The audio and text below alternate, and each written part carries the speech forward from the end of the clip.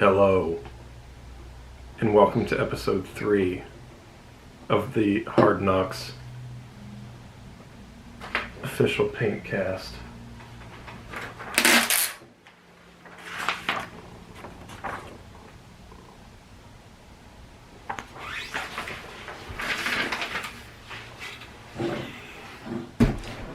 I'm Adam. I'm Allison. And today we're going to talk about things and stuff and paint a little bit. Allison, why don't you tell them what you're working on? I am making some terrain backdrops and just kind of like woodland scenery for my tabletop game stuff. And I'm painting it on cardboard. I started that last episode, and then when I was cutting it out, I ruined it. So just starting over. That's kind of been my week lately. I'm gonna get this project done, and I get it done, and then I do like that one last finishing touch, and it all just falls apart.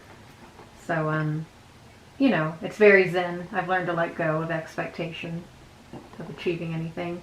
What are we gonna talk about today? What are you painting? I'm still painting the same thing I've been painting for 3 episodes now. And you're still doing a great job. Thank you. I'm working on my Baratheons for Kings of War. And I know it's not exciting that I'm doing these like every time, but I have a lot of them to do. So last time I did all the shields. I did rank and file shield painting, so it's just gold on all the shields. This time I'm going to be... I need to go over the stags on the shields with black, but that's a real pain, and I don't know if I'm feeling that right now. This is the part of the painting that I'm not quite as good at yet, is just going over these very detailed, very fine, kind of raised up areas. They make it look easy, don't they?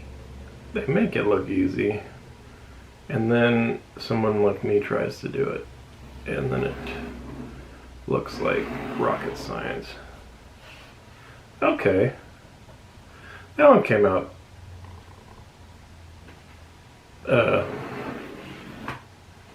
It came out. It came right on out, didn't it? Kind of. Let me clear my brush off. And hold that up there. And you can see it better now. Somewhat looks like a stag. Yeah, it's not bad at all. I am switching gears and making some dungeon tiles instead. Gotta blow. I could have 3D printed or purchase, but if I make them myself, I have content for the channel. Where could you purchase them at, Allison? You could purchase them at Hard Knock Games at 55. I said Hard Knock Games. It's a hard knock life. I'm firing myself. I'm going straight to jail. Are you passing go? No. God, no. So anyways, you were saying? Anyway, Before our little musical tangent.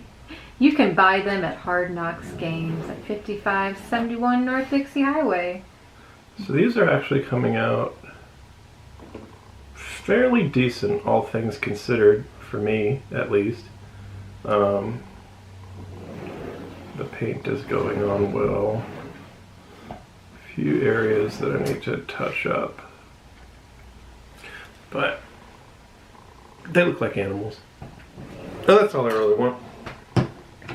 Like, I'm not expecting perfection by any means. So, I'm happy with it.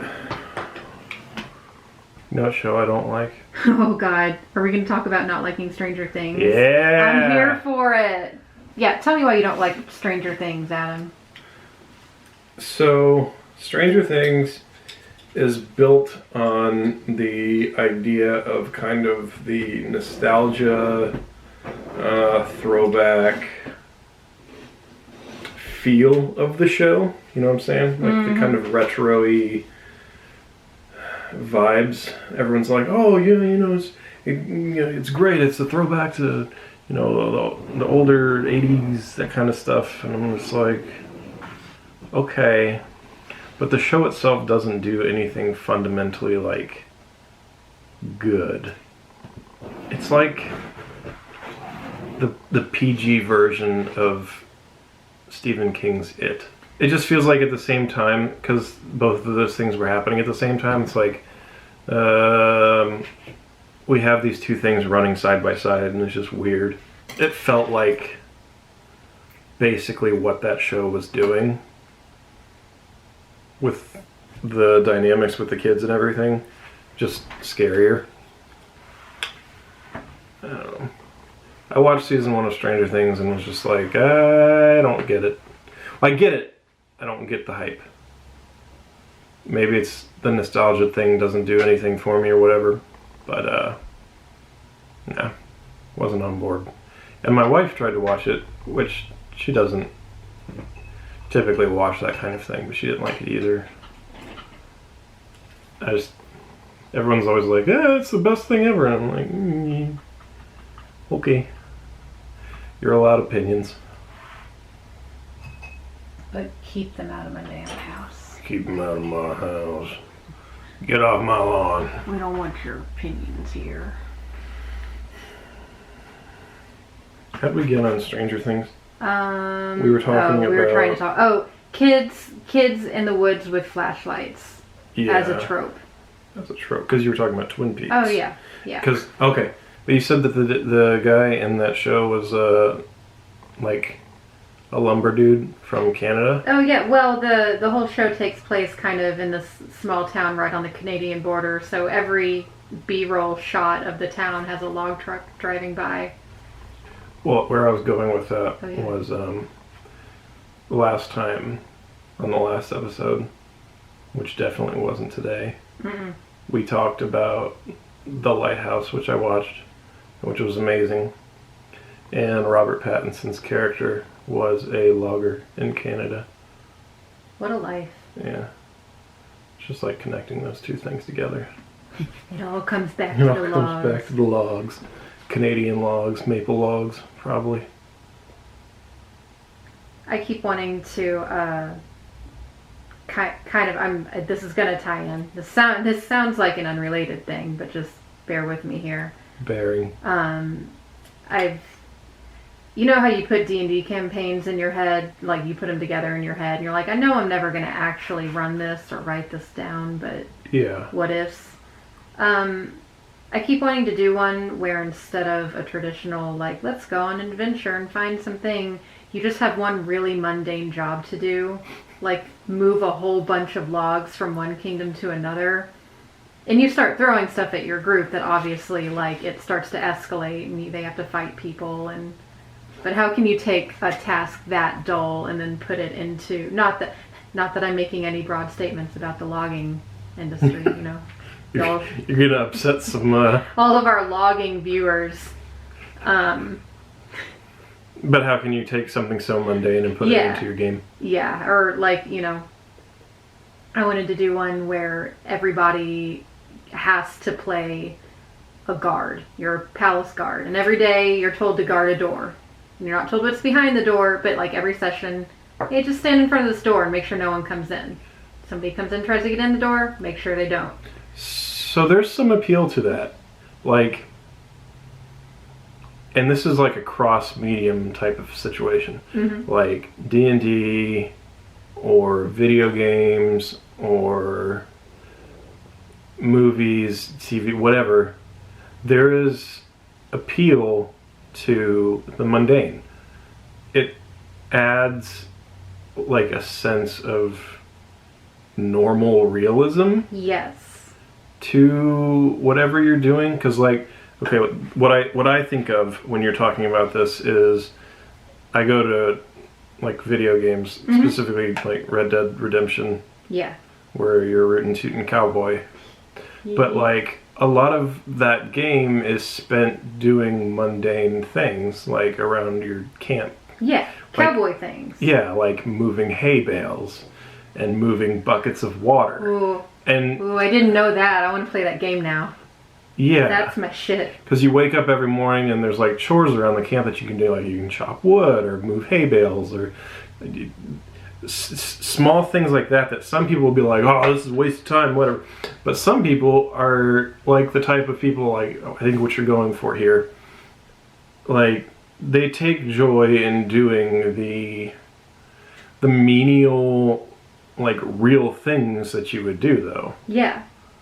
So, like... And if you're running a D&D campaign, you can start throwing in ridiculous things because you have that power to be like, oh, but, you know, somebody on the other side of the door keeps asking you to let them out. And, you know, you start making it harder and harder for the players to resist opening those doors. I just think it would be fun to do something like that. And then, of course, if they decide not to open the door, you just keep giving them gold and letting them go to the tavern and roll to get drunk. So you could do 10 sessions in a row where absolutely nothing happens, but they're building their characters. Yeah. So that when they do get to go out and go on an adventure, they've bonded. It's out of the ordinary, and they've got like their developed characters and everything. I get that. It's a neat idea. Thank you. Mm-hmm. Just being like a regular guard. Yeah, you're just a dude. You're just an everyman. Yeah. There's nothing special about you. It kind of robs the players of their opportunity to create. Just like a god hero. Yeah. Yeah. But it'd be fun. Maybe every other week you let them create a NPC that they're all going to encounter. So everyone kind of gets to do a little extra character creation outside of their boring guard person. I miss D&D. Did you ever DM? No, not yet. I only actually have played D&D for probably about a little over a year. I started playing just last year. So I have not DM'd yet. I've got like story ideas. Like what? No, I can't tell you that. Oh goodness. Oh goodness. It's nothing that exciting. You know what terrifies me? What? The people that will post videos where they go like cave exploring. Oh. But they start it like at those it'll just be a hole in the ground. Yeah. Like, here's the cave. We're going in. Let's just see. And you're just looking at this tiny hole in the ground. Yeah. And they're gonna go in there and they just go in this hole and like shimmy in. It's especially if you're even the least bit claustrophobic. Yeah. You know what I mean? Because I've gone on a cave tour where we had to shimmy through holes like that had like 6-foot drops underneath them. So like, all right, you're going to cram your body through this hole and you're going to fall down 6 feet. But trust me, you'll land on something, but it might be really, really wet. Yeah. And that's a lot. The psychology of being deep underground is... it's not something you get a real feeling for vicariously. Being in caves is cool. Like Mammoth Cave or whatever. The Being in caves is cool is going to be the title of this episode, by the way. Yes. You know, the main ones that you can tour and that are easy to access and whatever. Yeah. But when you see these videos of these guys just going into these unexplored, potentially very dangerous caves, where there's no room for, I was gonna say there's no wiggle room, literally, I guess. And once you go in, you just kind of have to keep going. Yeah. That's terrifying. Yeah, because there's no guarantee that there's a way out if you haven't been in there before. And toxic underground gases are definitely a thing that happen. Have you ever been to a Cave Hill Cemetery? No, I have not. It's one of the biggest cemeteries over in Louisville. It is extremely old. It's got those really cool big mausoleums with the iron gates. it's a beautiful place. But there is a cave right at the bottom of the main big hill. Hence the name Cave Hill. You're not allowed to go in it, and one of the reasons apparently is that there are toxic fumes in there. And that's the kind of thing, I think from like playing Mario and those levels of Mario 64 where you'll walk into a room but then Mario starts to die and suffocate in front of you. That messed me up real good as a kid. I guess it's just...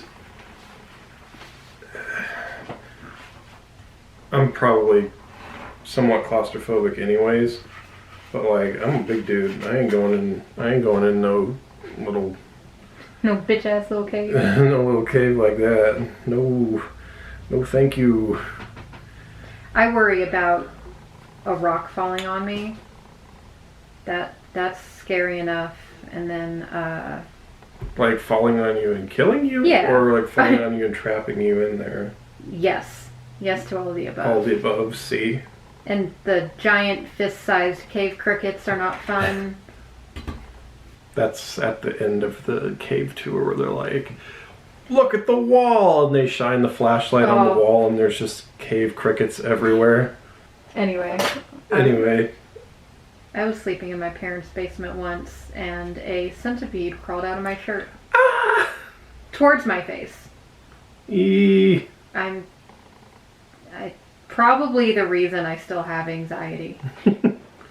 I would have gotten over it all by now if not for that one incident. Centipedes are kind of terrifying. They're just awful. Oh, there's a car. I'm gonna stop. We'll be right back, folks. Hey, we're back. We're back. Somebody just knocked on our door and asked if the pile of crappy rocks outside was our pile. It's technically not. I think it belongs to Mother Nature, but I like the rocks and I don't want them to go away. How are your dungeon tiles coming?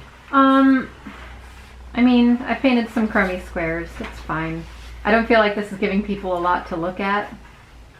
I'm getting through a good number of monotonous deer painting, stag painting over here, so that's good. I like the idea of hand painting all of my terrain to use on a table. But you know how you can like the idea of something and then you start doing it and you just want to die? That might be this project. More trouble than it's worth. It's not an unenjoyable thing to work on. But it's so tedious that is this really what I should be doing with my time? Which is kind of how I feel with every creative project I've taken on personally in the last month. I'm just like, I could do this, but did anybody ask for it? That's okay. It's better than just sitting around playing video games and eating and You sleeping. Can't tell me that anything is better than those three things. No, like more productive at least. Oh, well, yeah. No, I'm totally cool doing that stuff.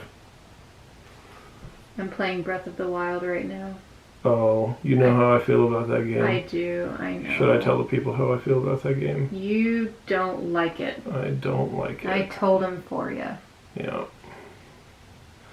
I do not. I think that game is not good. But Allison thinks it's good, and that is fine. It's more about me being a Zelda fangirl and less about me judging it on its merits as a video game. I'm a Zelda fan.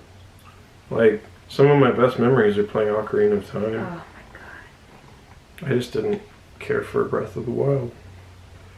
Too much empty space. Too much empty space. Too many wonky mechanics with the weapons and... The temples get, not the temples, but the shrines get annoying. Little Shrines are annoying. It's...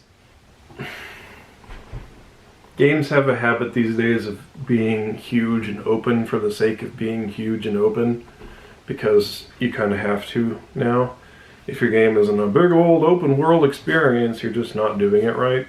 That's what made BioShock so good. The first one. Ooh, don't get me started. It was short, it was sweet.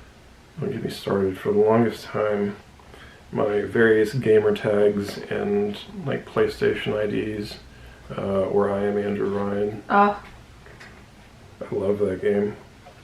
I loved Infinite. I didn't play as much Infinite. I liked it, but it was kind of one of those, I watched my boyfriend at the time play it, and you know how you start watching someone play a game, and then if you play it, you're going to have to go through everything again. Yeah. I don't know if that's a thing you've experienced, but... For games like that, when it's not a particularly long game, I don't mind. Yeah. They're all beautiful games. This deer is being problematic. Yeah, I love those games. The first one is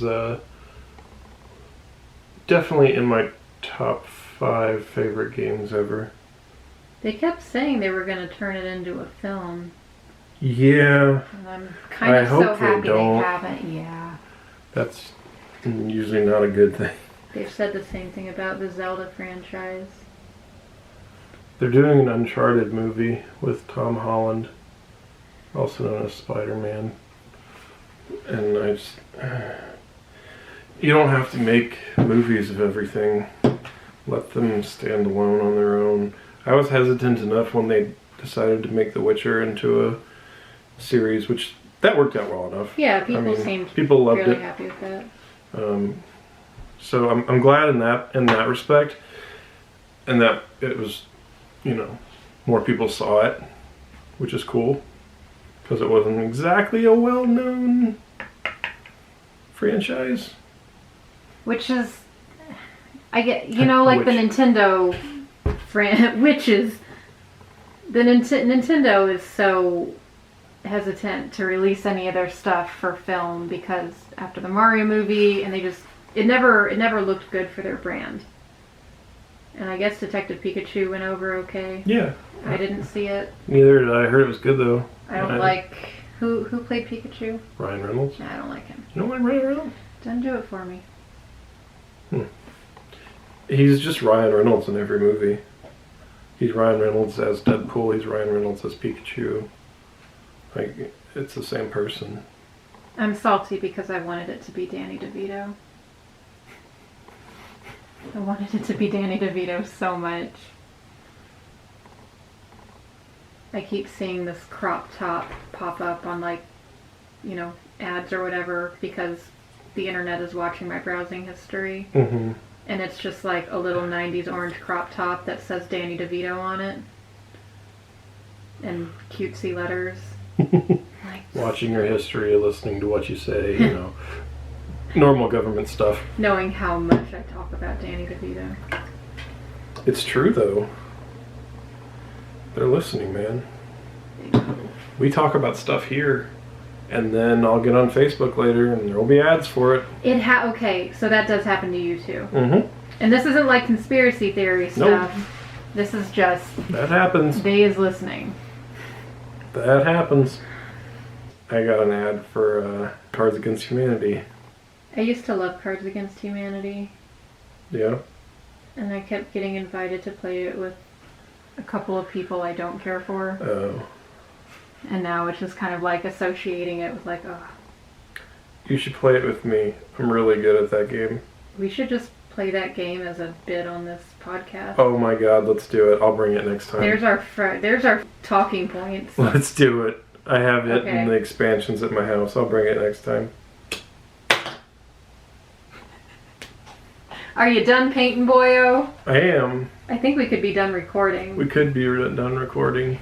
1, 2, 3, 4, 5, 6, 7, 8, 9, 10, 11, 12.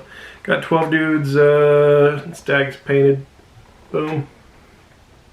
Now all that's left is to paint the little skirt. Okay. I was going to say all that's left, but there's quite a bit left. Hey, you know what? You did great. Thanks. They look great. They're getting there. Them a lot. So, we hope you enjoyed us talking about weird things and stuff. And we will see you on the next Paintcast, whenever that may be. Bye-bye. Bye now. Bye.